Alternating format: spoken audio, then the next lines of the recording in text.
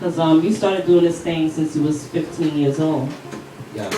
So I want to know, when did you fall in love with hip hop? I fell in love with hip hop, I'd have to say, when I was in Bed-Stuy, growing up in Bed-Stuy, I lived on St. James Place, and I lived right across the street from Biggie. So I remember in the early 90s, he would do street concerts.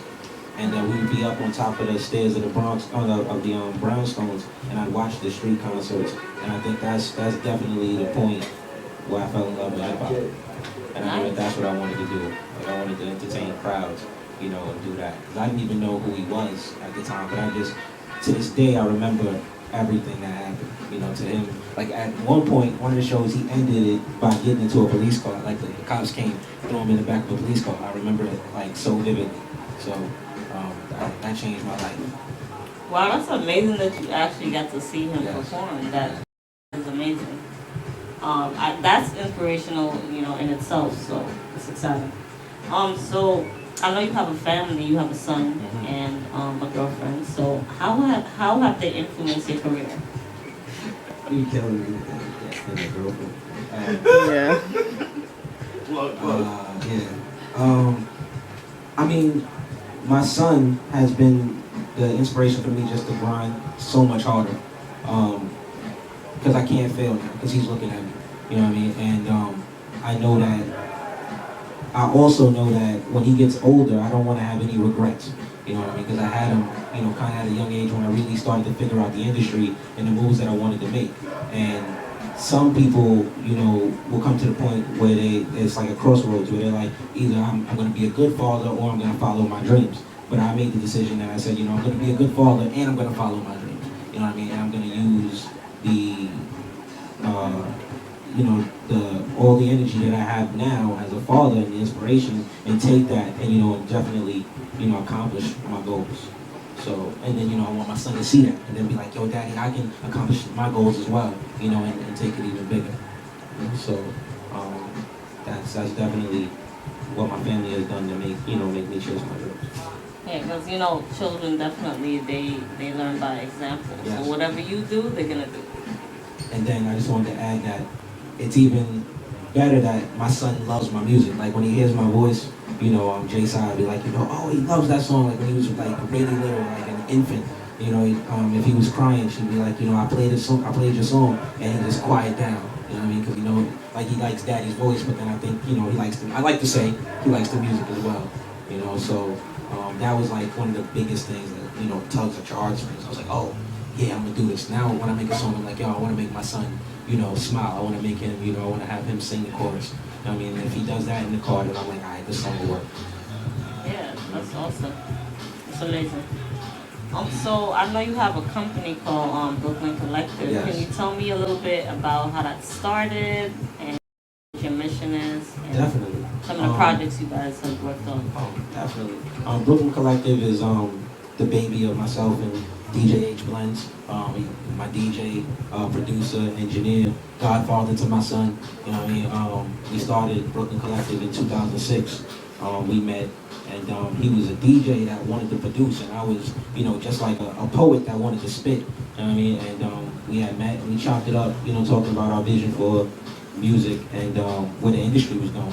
And we were like, listen, you know, we want to do something where the artists have creative control of their careers. You know, whether or not they blow up, but, you know, definitely with the intentions to blow up. But how can we get these artists out there and, you know, be able to put out 100% their music, you know, their babies, you know, their ideas. So with Brooklyn Collective in 2008, we finally, you know, founded Brooklyn Collective Music Group, LLC.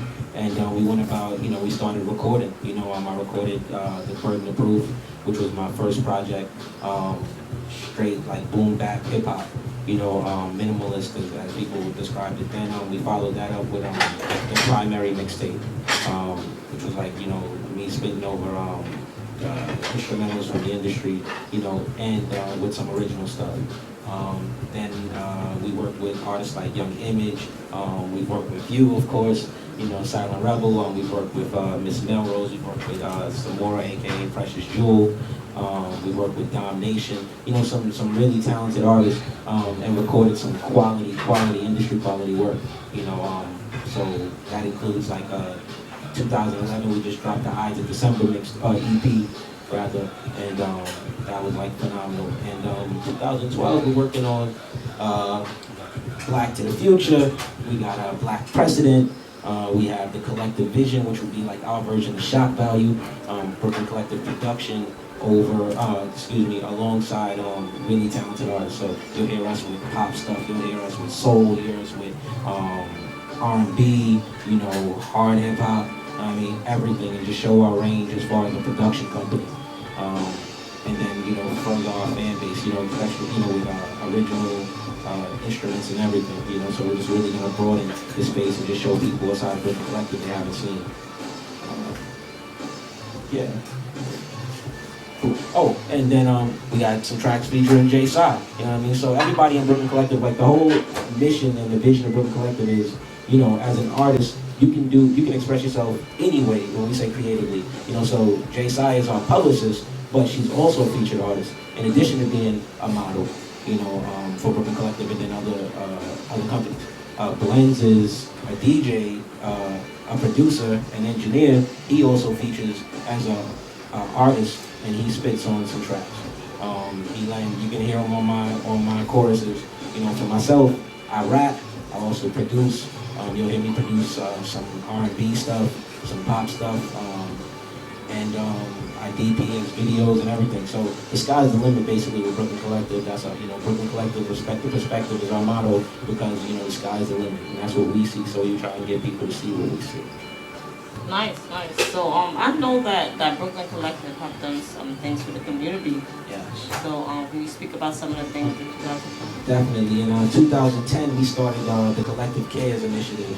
So it's a non-profit initiative. It's not an organization as of yet, but it's an initiative because we wanted to get out there and start doing things. We thought it was more important to do something, than just to establish, the actual organization. So what we've done is we've done open mics. We've every year we walk at the AIDS Walk to support AIDS research and just people being aware of their sexual situations, and taking care of it. It also entails cancer, homelessness prevention, and those things. So our events that we now have started are geared towards supporting local organizations. So like our last open mic that you performed at on July 20th at Fashion Rock. Some of the proceeds went to a local organization, including a local Brooklyn church. So they sent some of their students up to Buffalo last week for a convention. So, we just try and help our community, and give back to the community that built us, and make the changes that people always talk about, but never really put into action. Nice. So, that's nice. Like, definitely honorable. Congratulations on everything you guys have achieved. And we're going to get back into some of your music. Very cool. And when we come back, we're going to get into the other half of the interview. I like that.